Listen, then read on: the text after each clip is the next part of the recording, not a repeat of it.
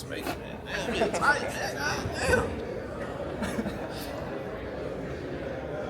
Happy, bro. Good Lord. Oh, my God. All right, we good? Thank you. Thank you. Private school education. We should be able to spread out. Check. Okay, thank you. All right. Yes, sir. So Coach Gad Jacob, St. John Paul. I'm here with senior Ryan Henry, athlete, senior Sigrid Rosado, athlete, senior our quarterback Julian Ayala, Antonio Pinellas Jr. And here we have our running back Gianni Jones. Yeah, man, excited for this season. Really excited. Got here in February, so we've been working hard. Changing a culture and rebuilding, as they say, is not easy, but these guys have all built in. They're putting the work in. We've been coming in at 7 a.m. all summer, since June, and getting it in, and now we're excited to finally put the pads on. It means a lot. I'm grateful for the opportunity. Thankful for Coach Gad. Just to honor being nominated for something like that. We're gonna have a big year this year. Honestly, it's clear, man. It's evident. My first day on the job, we had maybe 8 or 9 guys in the weight room. All right, I remember when they were showing me around, I'm like, okay, all right, this is gonna be different. Our parent meeting, we had maybe 9 families. A lot of people were just kind of on the bubble. They didn't really know the direction of the program. St. John Paul, over the last few years has struggled as far as football-wise. Haven't had a winning season since 2013. So it was a challenge. It was a challenge when I got here, but I think a lot of what I preach to these guys is just kind of being consistent. Be consistent. Give championship effort in everything that we do, and I think they're buying in. So that team looks a lot different. I think we got some positive momentum. We played in the spring game. Our spring game, we had a victory against Westminster, so I think that really kind of helped build some more positive momentum. And these guys are just working, man. We're here to work, I think if we work with our head down, man, stack days, everything else will take care of itself. Oh man, listen, man, he's like they say, man, he is the spoon that stirs the drink. This thing doesn't work without him.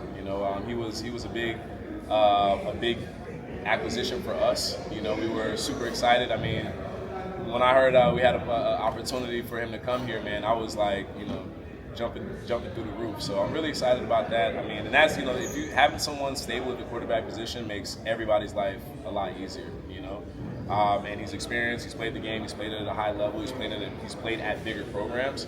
So kind of coming in, I'm really putting a lot on his shoulders to right the ship here.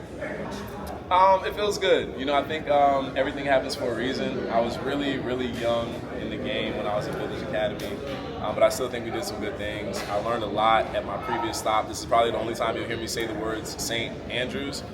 We refer to them as the team up the road moving forward. But I enjoyed my time there, learned a lot from Jimmy, man.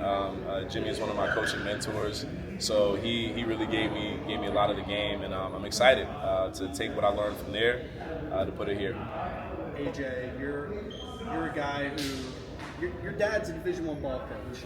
How nice is it for you to see guys who come through some of the highest stages of this game, literally see them work day in, day out, and how much of that is like a motivation for you to be able to get to that level too? It's a good thing to see. I've been around it all summer, watching the practices, seeing how they work, how they train.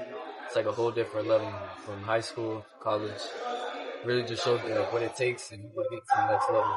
Honestly, man, from day one, obviously the football culture down south in Miami, everybody knows it's like, football. When I got here to Palm Beach, when I was at Village, I looked around and I'm like, look, these guys can play with anybody. There's no way you're telling me that a school that's 30 miles away is that much better than we are. So I think a big part of getting these guys to believe in themselves was just getting them to understand, like, hey, you guys are working just as hard as everybody else, and just the mindset of just kind of really being focused on being the best at what you do and taking it serious. We had an influx of guys that were going down south, transferring to Broward and Miami.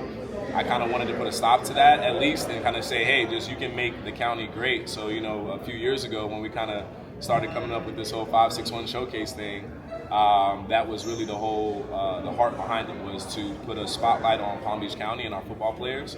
And since then, in the last 2 years, look, we won state titles between Newman and West Boca with back-to-back. So I think everybody has to take Palm Beach County seriously And shoot, we even have people that are now transferring from Broward to Miami up here to Palm Beach. So I think that, you know, Palm Beach is here to stay. You have to count us as part of South Florida. A lot of times it was like Broward and Miami. But I mean, you know, hey, championships and football also runs through Palm Beach. I mean, we have standards. We got team standards, you know, just little things like we call it Eagle time. So, you know, hey, if a meeting starts at 6:30, we want you there at 6:30 Eagle time, which means be there at 6:25, right? Guys don't show up on time. You know, they got to do, whether it's up downs or some type of, you know, or rolls. They got to do something. Looks like you've all done that. Or some of them, or they've at least seen it a little bit. You know, just little things. You know, I think, you know, you do the little things, the big things will come. So keeping the locker room clean, how you put your pads up, how we prepare, you know, how we communicate with each other. You know, how at the end of the day we want this to be a player-led team. So if guys aren't showing up, it's not for me to be calling, asking around where are guys. It's for you guys to be calling around, asking, hey, where are your teammates, where are your brothers? Because I think that, same, when it comes to building confidence, you want to have confidence that the guy to your left and the guy to your right, you can count on them. And if they're not here, then it's hard to count on them. So we need to get guys, you know, consistent, really buying into the mission. And I think they do a good job holding their teammates accountable. And it's my job, ultimately, as the head guy, to hold everybody accountable, both my coaches, myself, and these guys, to whatever standard that we say that we want to be at. You know, we're not just a football team, we're a development program. We're here to develop these guys and become young men. As talented as these guys are, the numbers and the odds say that they're not going to make it to play at the highest level, right? But the odds are very likely that they're going to become husbands, they're going to become managers, CEOs, colleagues, co-workers, uncles, and that is what's the most important, like what kind of men, how they show up in those roles, not just how they show up on the field. So